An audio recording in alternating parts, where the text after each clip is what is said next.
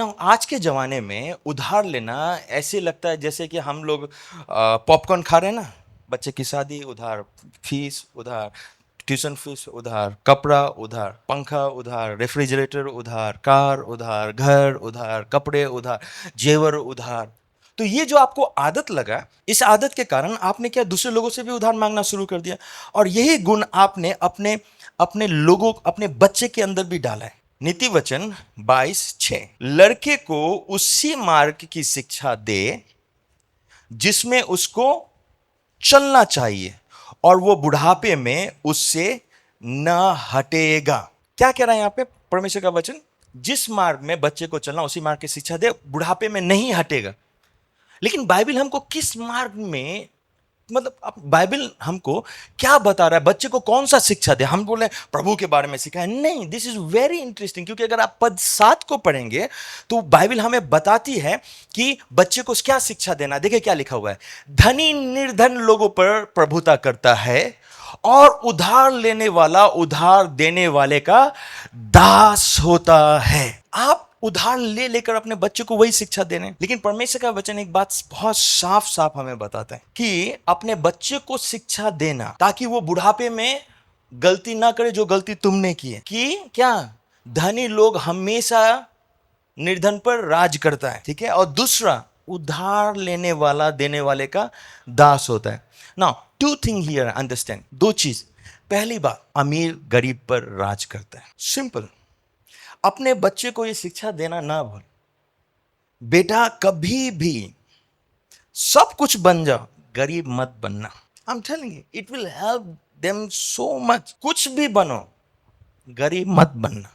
क्यों? क्योंकि जिस समय आप गरीब होते हैं आप पर कोई राज करता है। क्योंकि अगर आप गरीब हैं तो कोई दूसरा धनी जरूर होगा। Let me tell you one secret here, एक रहस्य आपको समझना चाहिए। इस संसार में बहुत सारा धन है, आपकी सोच से भी बढ़कर। अगर वो धन आपके पास में नहीं है तो इसका मतलब आपका भाग किसी और के पास है। इस पृथ्वी के सतह में जितने भी मनुष्य लोग हैं, उसके हिसाब से परमेश्वर ने सबको समृद्ध बनाया है। अगर आप समृद्ध नहीं हैं तो इसका मतलब आपकी समृद्धि को लेकर किसी और के हाथों में दे दिया गया है। अब उदाहरण के रूप में मैं आपको बताता हूं, आप किसी के अधीन में काम करते होंगे, और अगर आप उसकी अधीनता में काम करते हैं तो उससे पैसे लेते हैं हर एक महीना, ठीक है, और आप धनी हो रहे हैं। तो देख रहे हैं कैसे आपका जो धन जो आपके पास में नहीं था, जिसके लिए आज आप मेहनत कर रहे हैं कि आपके पास में आए, वो किसी दूसरे के हाथों से होकर आता है। सो जो पैसा था जो आपके पास में नहीं थी वो किसी और के पास में थी। तो अभी आप ज्यादा काम कर रहे हैं और उनसे जो पैसा आपका था और किसी और के पास में थी उससे लेकर आप अपना बैंक भर रहे हैं। ये वर्ल्ड का जो इकोनॉमिक सिस्टम है ऐसे ही काम करता है, देख लो आप। तो अगर आप समृद्ध नहीं हैं, आपकी समृद्धि किसी के पास में रखी हुई है। अगर आपको चाहिए तो उस सिस्टम से होकर जाना पड़ेगा। ये जो वर्ल्ड का जो सिस्टम है, इकोनॉमिकल सिस्टम, ये इसी तरीके से काम करता है। आपके पास में ज्यादा नहीं है तो आपका ज्यादा किसी और के पास में रखा होगा। समझ में आ रहे हैं? सिंपल है। मैं उदाहरण देता हूं। आपको जो सुंदर पत्नी चाहिए वो किसी की बेटी है। आपको जो सुंदर पति की तलाश है वो किसी का बेटा है। आपके लिए स्वर्ग से नीचे कुछ नहीं गिरती। आपकी समृद्धि, आपकी भरपूरी हमेशा दूसरों के द्वारा आती है। क्यों? क्योंकि वो दूसरों के पास में, जो आपके पास में नहीं है।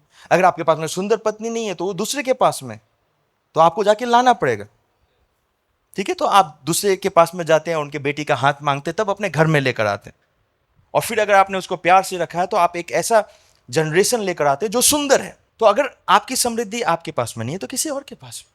हमेशा अपने बच्चे लोगों को सिखाएं, गरीब नहीं बने, गरीब नहीं बने, समझे? गरीब नहीं बने। और गरीबी से निकलने का रास्ता, one of the way is wisdom. इसीलिए एजुकेशन बहुत जरूरी है। आप कई लोग बोलते हैं हाँ परमेश्वर साथ में, हमको पढ़ाई लिखाई का क्या जरूरत है। आप बेवकूफ हैं। आप क्या बोल रहे हैं आपको पता नहीं है। अगर आप एजुकेटेड नहीं हैं, you will not go far, I am telling you. और आप ये उदाहरण देना बंद कर दीजिए ना कि वो पढ़ा नहीं था, ये नहीं पढ़ा था, पता नहीं वो इसको स्कूल से निकाल दिया था साइंटिस्ट को। लिसन, वो तो अनपढ़ ही रह के साइंटिस्ट नहीं बना, उसको स्कूल से निकाल दिया था, तब उसने पढ़ाई की, साइंस पढ़ा और तब जाके साइंटिस्ट बना। आपके जैसा नहीं कि 8वीं फेल है और घर पे ही बैठे रहा कि मैं भी स्कूल नहीं जाऊंगा और मैं करोड़पति बन जाऊंगा। नहीं, डोंट यूज दो, पता नहीं कहां कहां से बुद्धि उठा के लेकर आते हैं। परमेश्वर तो अनपढ़ लोगों को, गरीब लोगों को खड़ा करता है, खड़ा करता है। आप खड़े हुए हैं, 10 साल पहले खड़ा किया था, आज भी गरीब हैं और आज भी अनपढ़ हैं। आप अपना विकास कैसे कर रहे हैं? आप इस संसार के साथ में कैसे आप चल रहे हैं? मैं नहीं, हम संसार के साथ नहीं चलते। ले, मैं आपको जुए में जुतने नहीं बोल रहा हूं, लेकिन संसार में आप रह रहे हैं, आपका शरीर है, परमेश्वर का मंदिर है, तो इस परमेश्वर के मंदिर को आपने भव्य कैसे बनाया है? सवाल ये है। तो एजुकेशन जो है बहुत इंपॉर्टेंट है। अगर आपके पास में education, education is one of the way to get rich, education is one of the way to get prosper.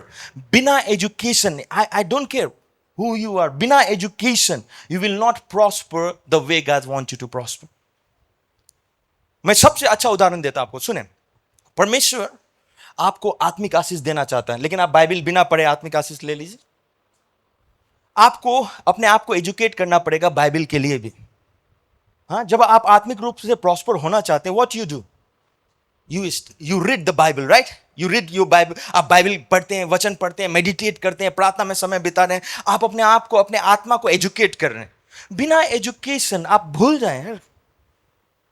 हो सकता है आपके माँ बाप ने नहीं पढ़ाया होगा, सुबह मेरे माँ बाप ने भी नहीं पढ़ाया। मैं लेट मी टेल यू, आप में से बहुत कम लोगों को पता है, मैं पेपर बेचा करता था। पढ़ाई करने के लिए मैंने पेपर बेची। मेरा बेटा विश्वास नहीं करता था, उस दिन पूछ रहा था कैसे बोलते, और इस समय तो आप पेपर बेचते, हम लोग बोलते थे पेपर ले लो, पेपर ले लो। दिस इज, अभी आप हंसेंगे, लेकिन मैंने किया हुआ है। सुबह सुबह कभी कभी सूखे मुंह आता था। क्यों? क्योंकि कुछ भी नहीं बिकती थी मेरी। और आप में से कुछ लोग बकवास के अलावा कुछ नहीं आएगा, आपको कुछ करना नहीं चाहते आप अपने लाइफ में। मुझे पता था एजुकेशन के बिना मैं चौकीदार ही रहूंगा, बहुत सारे थापा लोग चौकीदार हैं। इसीलिए मैं बता रहा हूं, अगर आप अपने बच्चे को नहीं सिखाएंगे ना एजुकेशन के विषय में, आपका आने वाला भविष्य बहुत ही दर्दनाक होगा।